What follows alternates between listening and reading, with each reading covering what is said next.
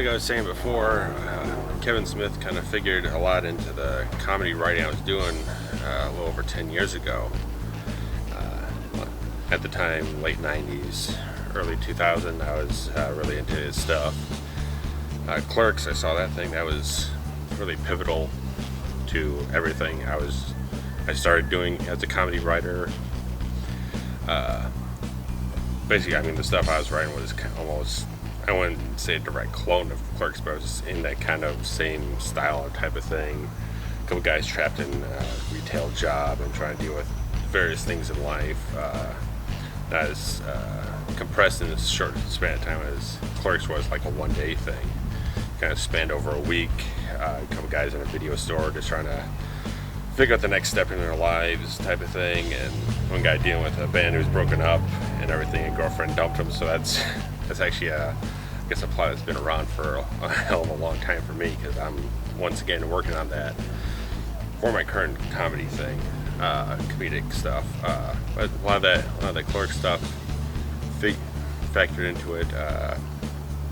Stuff like Mallrats, Chasing Amy I think that was a great evolution for Smith. I love the look of the film. Kind of the tone is very good. It's a nice balance between drama and comedy, humor, and it's kind of stuff I would kind of write the line on myself. And he started getting a little goofier with his later stuff, and then the other stuff after that I didn't really pay much attention to it, just for whatever lack of interest, changing taste or whatnot of myself. But that was what was working for me at the time. And Kevin Smith, I still like his stuff. Obviously, the stuff, it's classic stuff and all that. Look at other things that I've developed over the years that haven't gotten into any kind of production. Some of the stuff in question is larger than I could accomplish at this sort of level. But I have the other genres and stuff. Aside from Dead of Night, which is more of a psychological thriller type of thing, the noir edge, would be a lot of supernatural horror stuff. For years I've been a real fan of Buffy, Angel.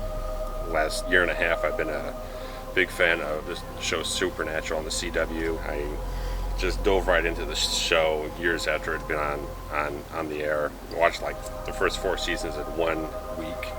So that kind of shows complete dedication. I brought up all the seasons in 1 week. Luckily it was around Thanksgiving time, so there was all the big sales, so I got it real cheap.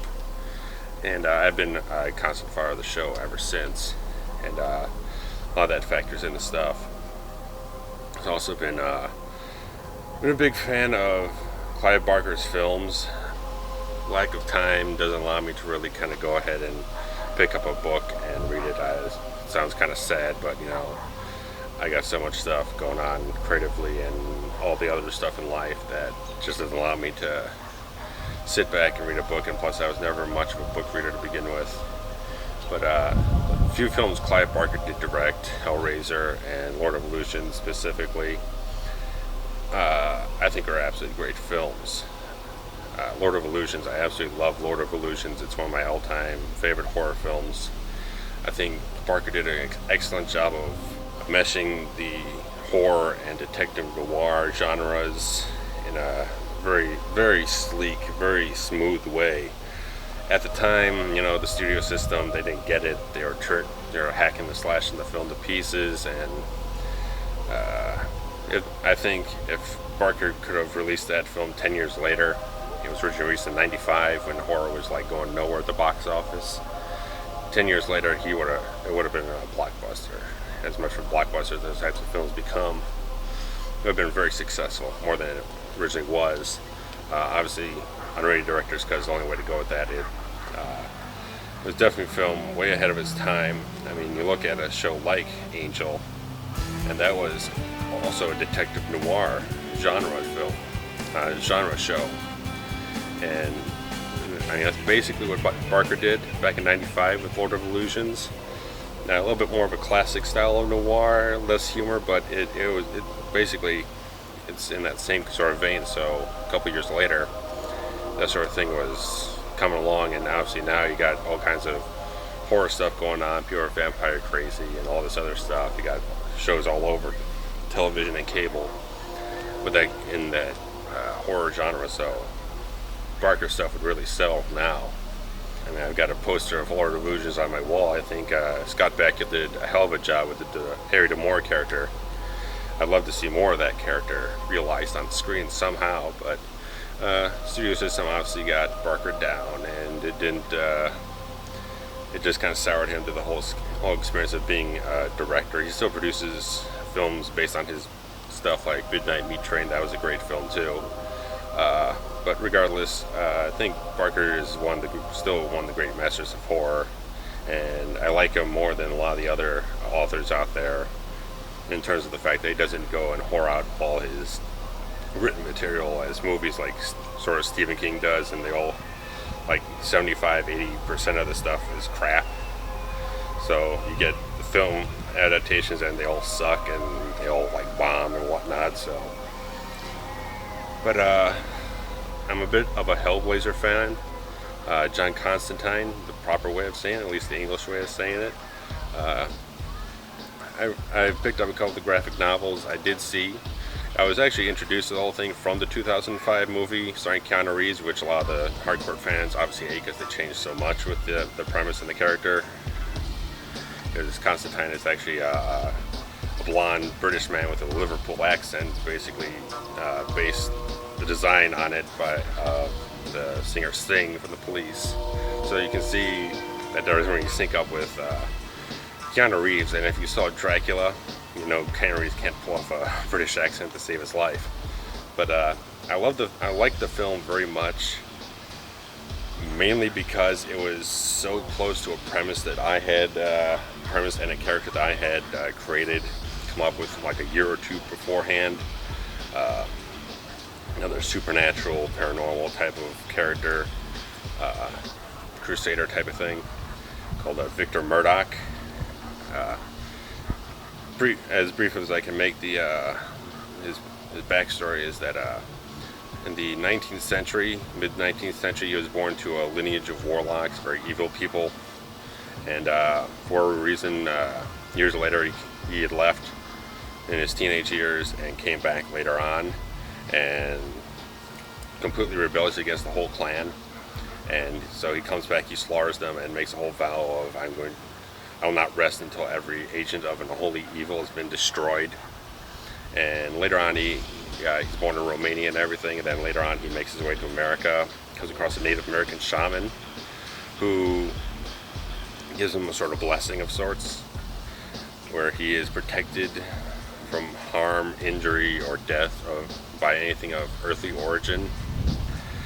So in a way, he becomes what I call indefinitely immortal, that he'll continue to live on, but you never knows when this spell, this blessing, is ultimately going to wear off of him, is going to diminish, disappear.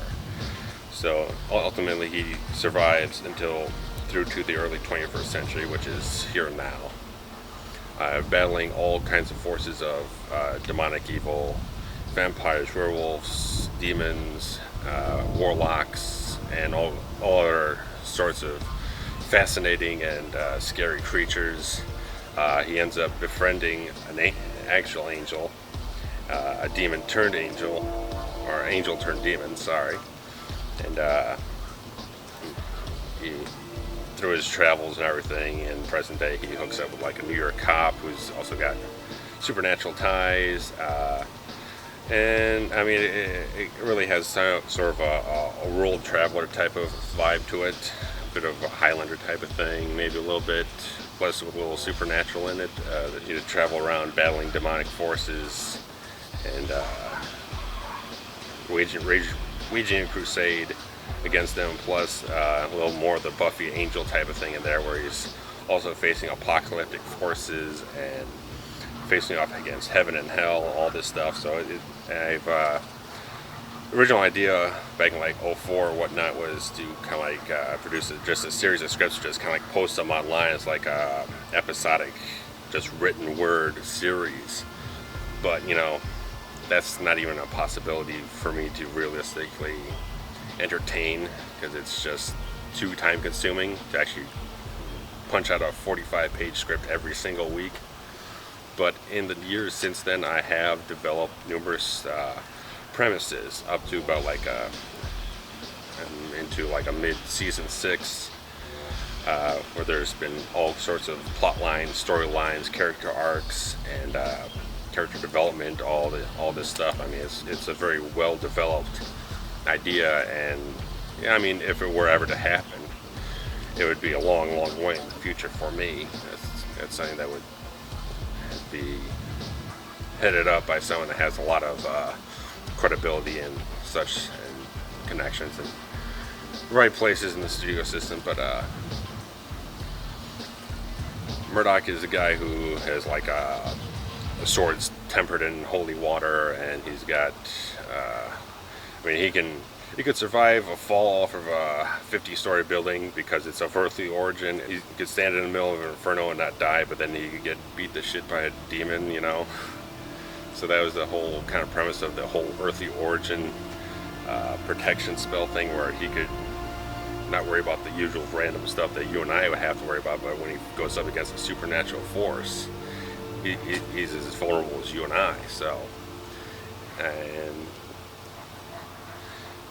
well, on a little more practical side of things is Murdoch has a mortal ally who would probably be often like a separate series if I were to do it. He's a guy more based in a single town, with his bloodline cursed all the way back to the medieval times, where his ancestor was cursed by a fellow knight in the Kingdom of England, to the Necronomicon, because I'm a big Evil Dead fan too, so I had to work that in there someplace. And it's the book that hell needs to unleash themselves upon the earth, but they have to kill all the male descendants of this knight before they can get their hands on the thing, but they only can really come out and do it at certain times. They have to pick their spots. So it's the character of Mitch Austin, who whenever the Hell Fixer is released, you'll actually hear his name mentioned at the beginning of the film. He is a friend of Vic Simmons. He doesn't appear in the Fixer, but he's mentioned it, and yes, indeed, it all does exist in the same continuity. I work the fucking graveyard shift. I don't get off work until fucking 6 a.m. Then I go home and I gotta sleep. It's rough shit, Vic. Sorry, X. You could have gotten Mitch Austin's ass to come to this shithole Hillsburg and pick your ass up. Yeah? Well, Mitch Austin doesn't run a ticket scalping business. You do.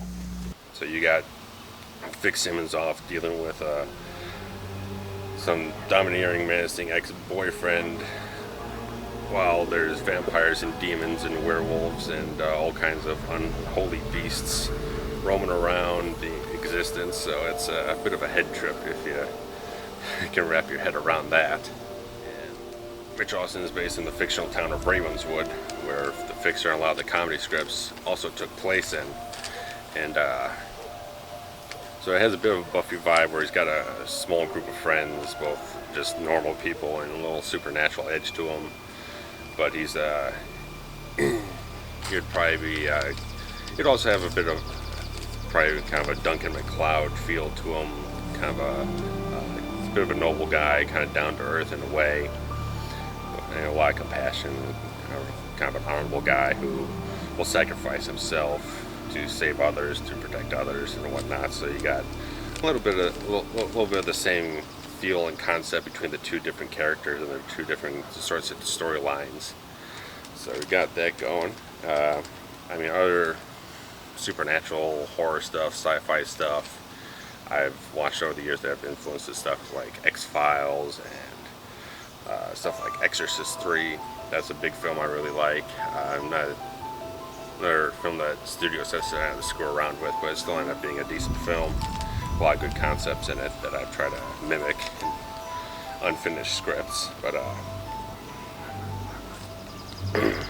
some of the other stuff I've been trying to do lately has been trying to do some of these horror scripts, but they haven't kind of come around at the right time. A lot of stuff is right people, wrong time, or just right concept, wrong time. I actually finished it. I actually did finish a full script, about 35-page script for Mitch Austin, with every intent of actually producing the script back in after P.I. Dangerous fell through. And it was the weirdest thing that I had finished the script one night, I went to bed, woke up the next morning, and my interest for the whole thing just completely vanished out the window. I had absolutely no idea what the hell happened. It's completely bizarre. I still have the script. I love the script. To just still love to produce it one day. Just a matter of right timing, right people. A lot of stuff that kind of holds me back in my mind is just a lot of the stuff that's casting process. It's a long, arduous process of weeding out a lot of people, especially when you don't have any money to offer. You have to. Sometimes you strike it really good, which I've done a hell of a lot of times, but there's a lot of lesser grade people that you have to screw around with that some people just don't take it as professionally as you would like, as they should, and it turns into a whole mess of things. So it's something that's I'm always a little hesitant to go forward with it on any project, but it's becoming necessary for me to start doing that again, because a lot of the actors I know keep moving out to Los Angeles and shit, so it's hard to keep good people around when you got nothing going. I mean, that was P.I. Dangerous, right people, wrong time. I had a lot of work. I had a lot of things go haywire on that production. No one's fault but my own, probably. It was just wrong time. Eric Woltman, he had a full slate of stuff going on that summer. They was actually getting paid for. The production was just wreaking all kinds of havoc at my job. The schedule was getting, shooting schedule just going up in smoke every other week, and so I mean, I had a lot of good people. I still have good people attached to it. Just find the right time. Like I've said before, I just gotta find the right moment to plant my feet in the ground and say, let's go forward with this. Let's actually get this finally done. Because I've had 2 false starts and I gotta get it done. Next time I go forward, say I'm going to do it, I gotta get it done. So it's worth the time. My lead actor Chris, he's waiting in the wings. Every time I talk to him about it, I just said whenever it comes together, he'll be there. So that's a good thing. But right now, I still like the crime stuff, but you go and get so dark before you have to lighten up a little bit. I love the crime stuff, the dark stuff.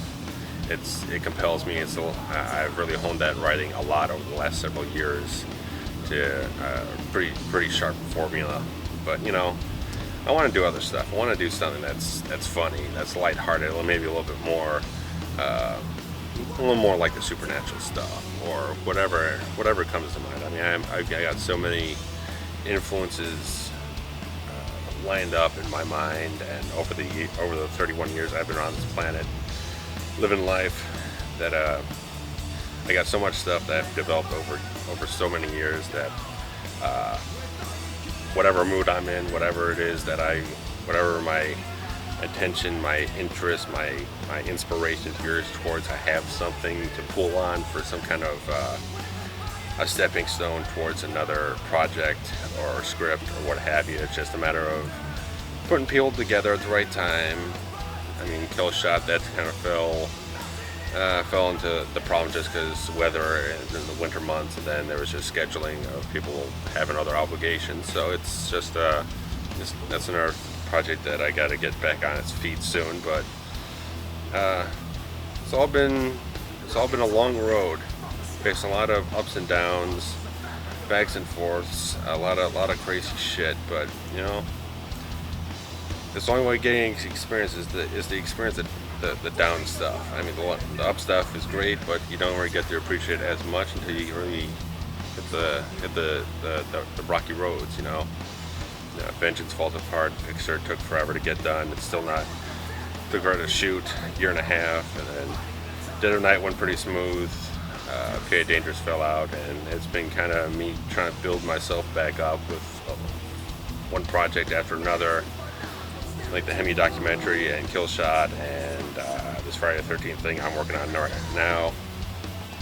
Eric just got himself a Steadicam, so I'm hoping that if he wants to work on the film, we can find a place for that in the film. He's working with another friend to do a music video that's like all one long continuous Steadicam shot. It's not real awesome and cinematic that I think, whether I'm involved with it or not, I'm going to be excited about it because I love this stuff. And you know, there's all kinds of stuff I could talk about all day long, but you know, it's gone on pretty long enough, don't you think? But you know, that's the way it is. I mean, that's where I've been, what I've been doing, and what's been driving me all these years. And I hope that I don't burn out yet. So take care.